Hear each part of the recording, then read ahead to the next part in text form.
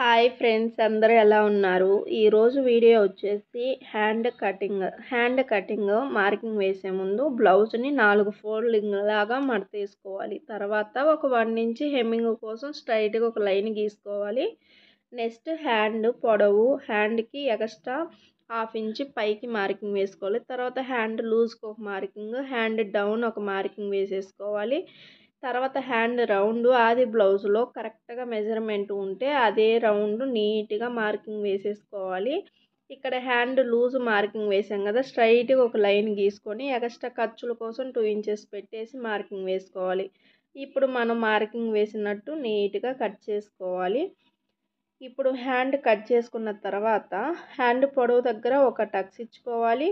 తర్వాత hand loose దగ్గర మనం మార్కింగ్ వేసాం కదా, అక్కడ ఒక టక్స్ ఇచ్చుకొని హ్యాండ్ లోతు ఒక 3/4 ఇంచ్ ఉండేలాగా లోతు తీసుకొని నీట్గా కట్ చేసుకోవాలి.